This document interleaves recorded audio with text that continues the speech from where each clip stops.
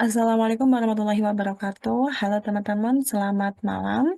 Untuk pertemuan kali ini kita akan bahas terkait hukum Gauss ya. Nah, itu bunyi hukum Gauss. Nah, di hukum Gauss ini yang akan kita pelajari yang pertama itu ada namanya flux, flux listrik. Simbol flux itu seperti ini, teman-teman. Itu banyaknya garis-garis medan listrik yang menembus suatu permukaan. Misalkan, di sini ada permukaan persegi.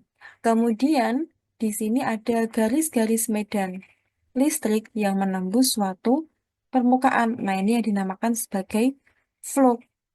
Persamaan flux bisa kita tuliskan flux sama dengan E didotkan dengan A. Kayak gini ya. E dot A. Jadi fluk itu besaran skalar, teman-teman. Dia tidak punya arah. Nah, dari sini kalau ditinjau elemennya, elemen tinjau, fluk itu sama dengan integral E dikali dA. Kayak gitu. Jelas yang ini adalah fluk, itu fluk, satuannya Wb atau Weber. Kayak gitu. Kemudian biasanya itu di soal kalian disuruh nyari nih berapa medan listrik di titik, misalkan di titik A atau di titik B pada suatu luasan kayak gitu ya.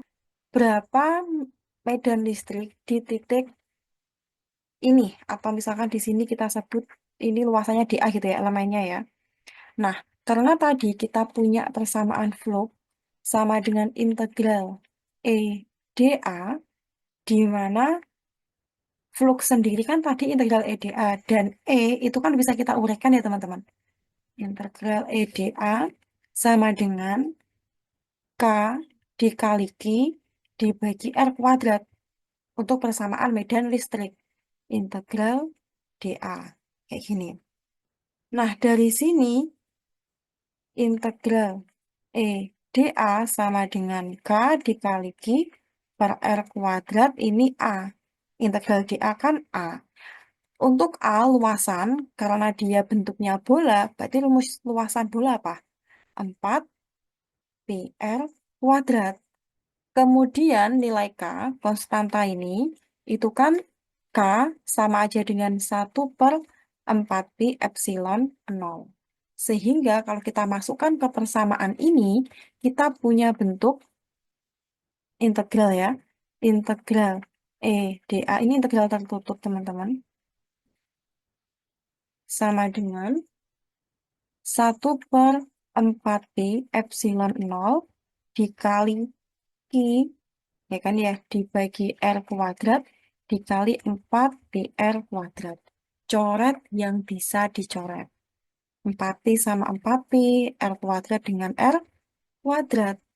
Sehingga persamaan medan listrik, ya kan, apa hukum Gauss, kita bisa nulis Q per epsilon 0 atau sigma Q in per epsilon 0. Ini persamaan umum dari hukum Gauss, di mana tadi disebutkan bahwa jumlah atau banyaknya medan listrik yang menembus suatu permukaan, nilainya sebanding dengan total muatan yang ada di permukaan tersebut, kayak gitu. Medan listrik pada bola dan silinder pejal. Nih ya. Nah, yang pertama kita cari untuk bola dulu. Dan di sini kita fokusnya ke isolator terlebih dahulu. Jadi bola itu ada dua, ada isolator sama konduktor, kayak gitu ya. Yang pertama bola isolator. Nah, bedanya apa isolator sama konduktor? Jelas, kalau isolator kan dia tidak bisa menghantarkan listrik, ya kan? Kalau konduktor bisa menghantarkan listrik. Selain itu, kalau isolator, muatan tersebar merata di permukaan. Jadi misalkan di sini ada bola pejal ya, ada bola pejal isolator, maka muatannya itu ada di permukaannya dia tersebar secara menyeluruh kayak gitu. Nah, di sini ada bola isolator, anggap saja panjang jari-jarinya dia R, kayak gini ya, jari-jarinya R. Terus ditanya nih, medan listrik E-nya berapa ketika di R kurang dari R. Jadi R kecil itu R-nya Gauss ya. R kecil ini R-nya Gauss.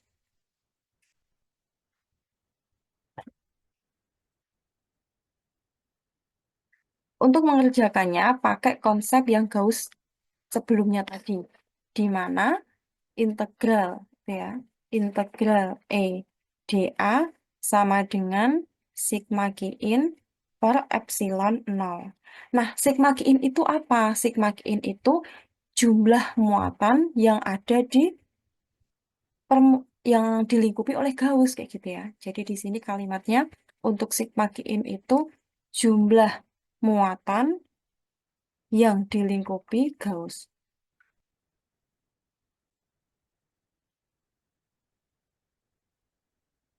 Gitu. Nah, sekarang di sini untuk integral EDA kan E kali A ya kan ya. E dikali A sama dengan sigma Q-in-nya berapa? Karena di sini R-nya kurang dari R besar, berarti anggap aja posisinya di sini untuk R, otomatis kita bisa nyebutkan kalau sigma Q-in itu sebagian dari muatan total, ya kan ya. Nah, sebagiannya berapa kan kita nggak tahu teman-teman. Jadi harus kita uraiin dulu. Dengan cara apa? Dengan cara mengubah sigma Q-in menjadi rho dikali V Gauss, kayak gitu. Per epsilon 0 kita tulis, jadi di sini V ini itu adalah V-nya Gauss, yang dilingkupi Gauss. Kemudian untuk luasnya ini sama ya, ini luasnya si Gauss, kayak gitu. Jadi kita uraiin lagi, E dikali luasan lingkaran itu kan 4 pi R kuadrat sama dengan rho-nya biasanya itu di soal diketahui Ki, diketahui muatan. Jadi rho-nya kita ubah juga ke Ki per V. Dari mana sih persamaan itu dari sini? Kita itu kalau di volume ya atau tiga dimensi gitu nyebutnya ya, benda tiga dimensi. Tiga dimensi itu kita punya persamaan kalau Ki sama dengan rho dikali V. Kayak gini. Kalau bendanya tiga dimensi. Kayak gitu ya. Sehingga rho itu adalah Ki per volumenya si bola sendiri. Kalau ini volume Gauss per epsilon nol. Nah, sekarang kita uraiin. E dikali 4 pi R kuadrat sama dengan Ki per volume bola itu selalu 4 per 3 pi R pangkat 3 dikali volume Gaussnya 4 per 3 pi R kecil pangkat 3 dibagi epsilon nol. Kemudian coret yang bisa dicoret, misal 4 per 3 pi-nya bisa kita coret, R pangkat 3 kita coret dengan R pangkat 2, sehingga nilai E-nya menjadi Q dikali R per 4, 4 pi ya, per 4 pi R pangkat 3 epsilon nol. Ini nilai medan listrik di dalam bola isolator, kayak gitu. Nah, sekarang bagaimana kalau di luarnya bola isolator?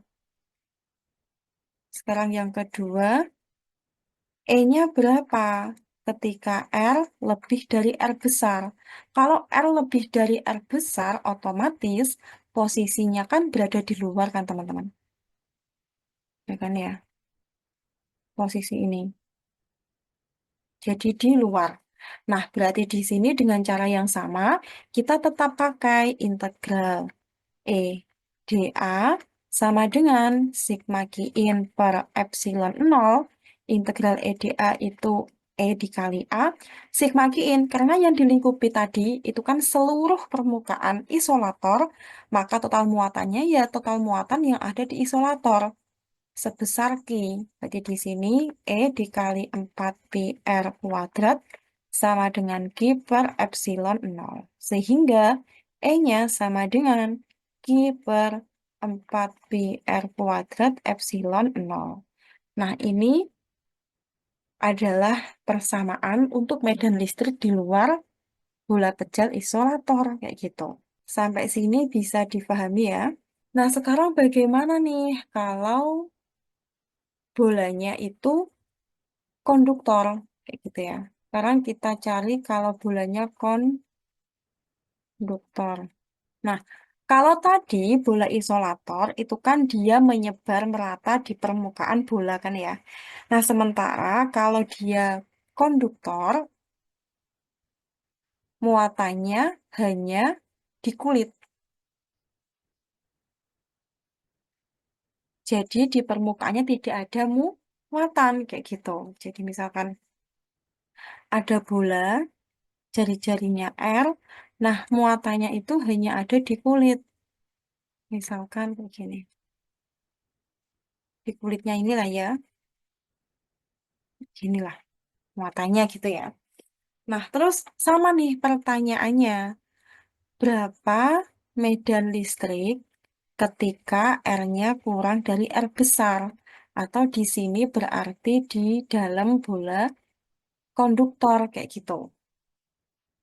Dengan cara yang sama ya, integral EDA sama dengan sigma Qin per epsilon 0 E dikali A sama dengan tadi konduktor itu muatannya hanya ada di kulit. Nah, tapi di persamaan ada sigma Qin, di mana sigma Qin itu adalah total muatan yang dilingkupi Gauss. Sementara Gauss ada di dalam permukaannya bola dan muatannya hanya ada di kulit, otomatis sigma Qi-nya tidak ada atau nol, teman-teman. Sehingga kalau sigma Qi-nya nol, otomatis medan listrik di dalam bola konduktor itu nol. Seperti ini. Bisa difahami ya? Nah, bagaimana kalau medan listrik di luar bola konduktor?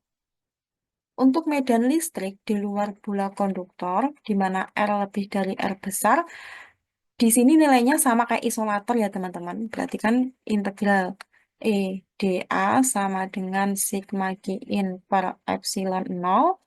E dikali A sama dengan ya sigma Q-nya total Q. Kayak gitu. Sehingga nilai E-nya sebesar Q per 4 pi R kuadrat epsilon 0. Jadi kalau ditanya medan listrik di luar bola konduktor nilainya sama dengan bola isolator kayak gitu.